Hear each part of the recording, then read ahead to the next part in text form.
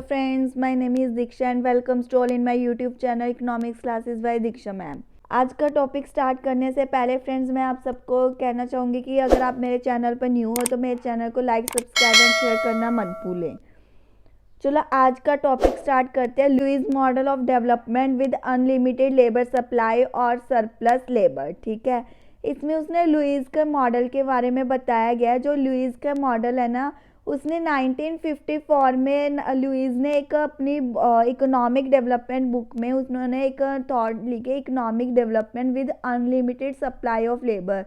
तो इस टॉपिक पर उसको एक नोबेल प्राइज़ मिला था 1979 में। ठीक है, तो उसने क्या कहा कि जो उसने इकोनॉमिक डेवलपमेंट के बारे में लिखा है, तो उसने एक मतलब अपना बताया कि जो एक सरप्लस लेबर के बारे में बताया, किस चीज़ के बारे में, सरप्लस लेबर के बारे में बताया लुईस ने।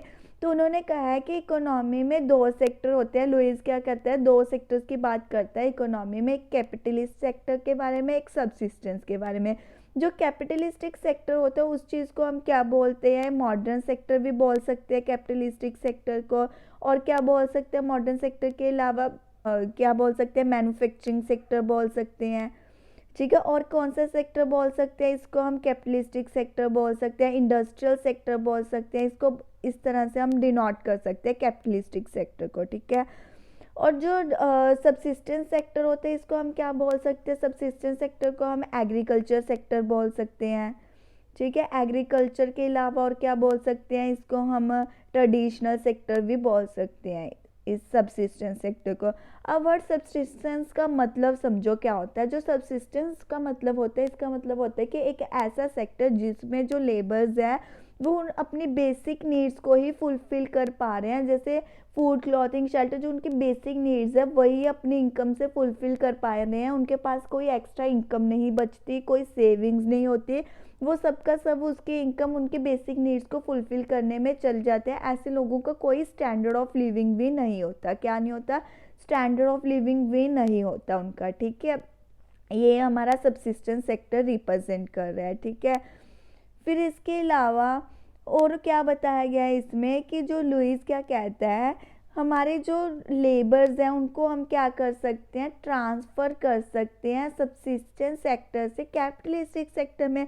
अब क्या है कि इसमें लुईस एक एजम्पशन लेकर चल रहा है कि जो सरप्लस लेबर है, मतलब कि लेबर्स बहुत ज़्यादा जो एक्सेस में पाए जाते हैं वो कौन से सेक्टर में पाए जाते हैं, सबसिस्टेंस सेक्टर या रूरल सेक्टर में पाए जाते हैं सबसे ज़्यादा जो लेबर्स है। और इस लेबर्स को हमने अगर अपना इंडस्ट्रियल सेक्टर ग्रो कर रहे हैं तो इस लेबर्स को हम सबसिस्टेंस से कैपिटलिस्टिक सेक्टर में शिफ्ट कर रहे हैं। लुईस ने इस चीज़ के बारे में बात की है। ठीक है, अब हम क्या कहते हैं, अब हम वर्ड सरप्लस लेबर को अच्छे से समझते हैं क्या होता है। हम सरप्लस लेबर को डिस्गाइज्ड अनएम्प्लॉयमेंट कह सकते हैं। अब हम डिस्गाइज्ड अनएम्प्लॉयमेंट को अच्छे से समझते हैं क्या होता है। फ्रेंड्स देखो, मान लो इकोनॉमी में अगर 100 पीपल है, ठीक है, ये काम करनी है, ये 100 लेबर्स प्रोडक्शन कर रहे हैं। ठीक है, जो 100 लेबर प्रोडक्शन कर रहे हैं, अगर मान लो इसमें हम 20 लेबर्स को रिमूव कर दें, ठीक है, 20 लेबर्स को रिमूव कर दे और 80 लेबर्स रखे, तो जो ये 80 लेबर्स है वो भी सेम प्रोडक्शन कर रहे हैं जो 100 लेबर्स कर रहे हैं। तो इसका मतलब जो ये 20 लेबर्स को रिमूव किया है तो ये क्या है, कोई प्रोडक्शन नहीं कर रहे। अगर प्रोडक्शन नहीं कर रहे तो इसका मतलब क्या, उनकी जो मार्जिनल प्रोडक्टिविटी है वो क्या आ रही है, जीरो आ रही है। मतलब कि ये एक्स्ट्रा 20 लेबर कोई प्रोडक्शन कर नहीं रहे, इनका होना ना होना एक बराबर ही है। उस चीज़ को हम क्या कह देते हैं, डिस्गाइज्ड अनएम्प्लॉयमेंट। क्यों, क्योंकि अगर ये 100 लेबर भी सेम प्रोडक्शन कर रहे हैं और 80 लेबर्स भी, तो ये 20 लेबर्स जो उसमें इंडल्ज हैं, जो उसमें काम कर रहे हैं, वो डिस्गाइज्ड होते हैं क्योंकि उनकी जो मार्जिनल प्रोडक्टिविटी ऑफ लेबर है वो क्या आ जाती है, जीरो आ जाती है, कोई एक्सेस में प्रोडक्शन नहीं कर रहे। ठीक है, इसलिए हम क्या कहते हैं कि जो टोटल प्रोडक्टिविटी है वो क्या रहती है, अनचेंज रहती है।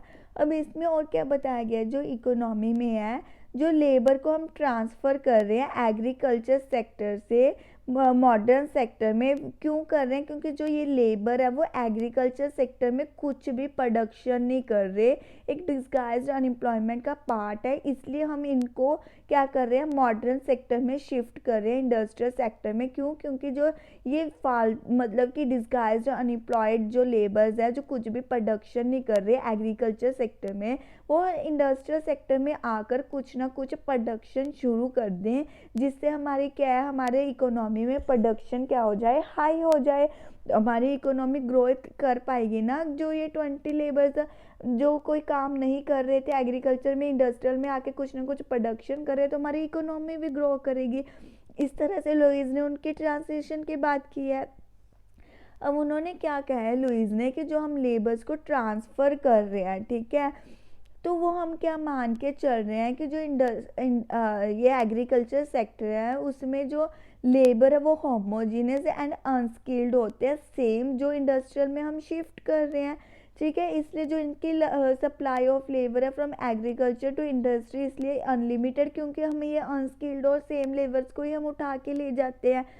और लुईस ने क्या कहा है कि जो हम रूरल एरिया से अर्बन एरियाज़ में हम जो लेबर्स की ट्रांसफ़र कर रहे हैं, मतलब सबसिस्टेंस से मॉडर्न या एग्रीकल्चर से इंडस्ट्रियल सेक्टर, आप कुछ भी कह सकते हो, इस रूरल एरिया से जो अर्बन एरिया में हम शिफ्टिंग कर रहे हैं, तो एक जो लेबर है उसकी जो वेजेस है वो क्या होनी चाहिए, 30% हायर होनी चाहिए, किसके कंपैरेटिवली, रूरल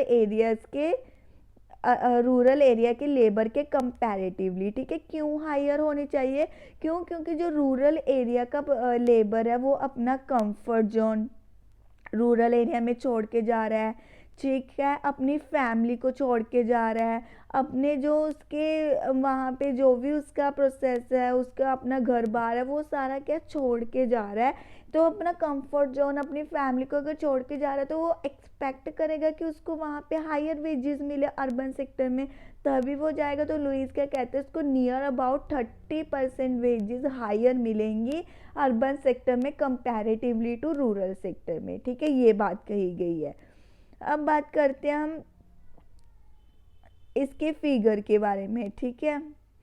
फिगर पर जाने से पहले हम एजम्पशंस पे चलते हैं कि लुईस क्या क्या एजम्पशंस लेकर चल रहा है, ठीक है।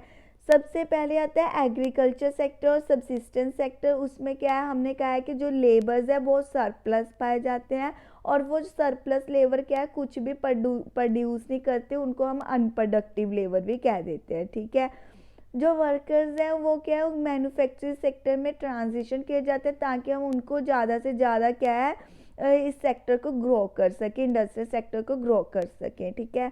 और वेजेस क्या है, मैन्युफैक्चरिंग सेक्टर में हमेशा ज़्यादा होती है कंपैरेटिवली टू रूरल सेक्टर। हमने अभी कहा था 30% हम ज़्यादा दे रहे हैं।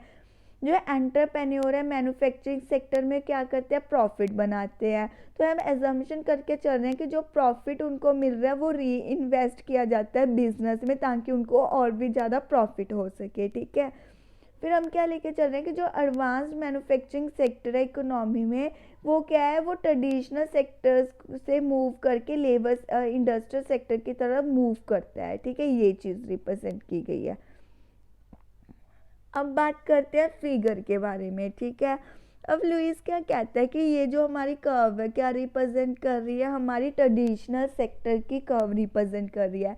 ये वाली कर्व है वो क्या रिप्रेजेंट कर रही है, हमारी total productivity curve of labour, ठीक है। जहाँ जब टोटल प्रोडक्टिविटी हाई लेवल पे होती है तब हमारी मार्जिनल प्रोडक्टिविटी क्या होती है, जीरो होती है, ठीक है। अब ये वाली कर्व क्या आती है, हमारी मार्जिनल प्रोडक्टिविटी ऑफ लेबर।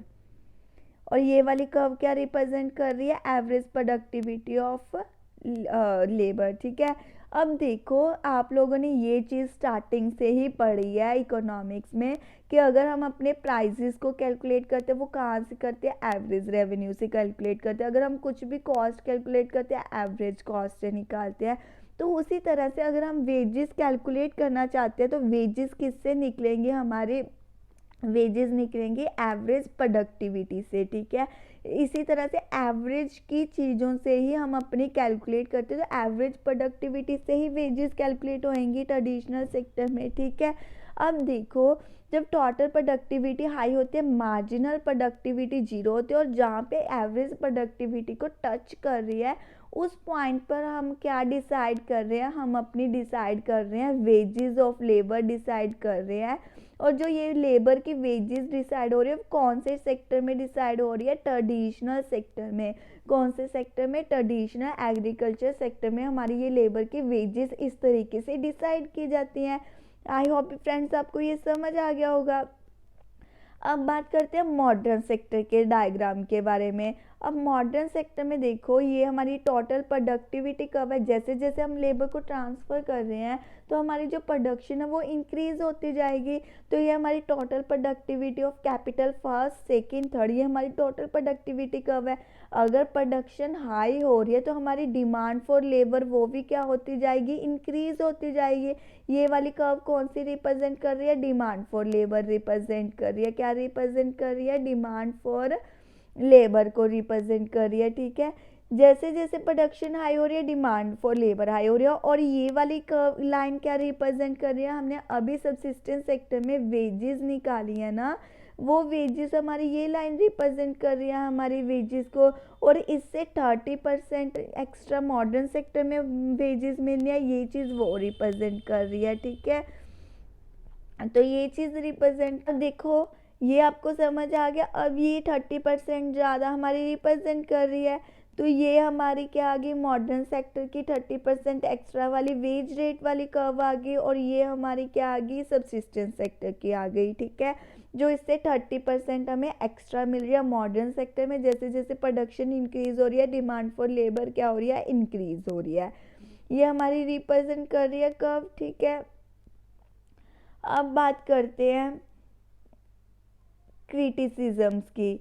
जो हमने अजम्पशंस की हैं वही उसकी क्रिटिसिजम्स आ जाएंगे। हमने पहले अजम्पशंस की थी disguised unemployment in agriculture sector, तो वो क्या कहते हैं, मैनी इकोनॉमिस्ट आए कि हम अगर एग्रीकल्चर सेक्टर में प्रोडक्शन को ही इंक्रीज़ करना शुरू कर दें तो जो एक्स्ट्रा लेबर है वो एग्रीकल्चर में ही और प्रोडक्शन को इंक्रीज़ करना शुरू कर देंगे, तो हमें ट्रांजिशन की ज़रूरत नहीं है। तो इस चीज़ को इस तरीके से एक्सप्लेन किया है। ठीक है, अब दूसरा क्या है कि जो अनस्किल्ड लेबर को अगर हम स्किल्ड बनाएंगे, उनको ट्रेनिंग करेंगे, तो उसकी कुछ ना कुछ हमें कॉस्ट पड़ेगी। कॉस्ट पड़ रही है इसका मतलब हमें बहुत ज़्यादा प्राइस पड़ रहा है प्रोडक्ट का, तो इससे हमारी क्या है, हमारी प्रॉफिट बहुत कम हो रही है। तो इस चीज़ को लोग मतलब क्रिटिसाइज़ किया गया है लुईस की थ्योरी को इस तरीके से।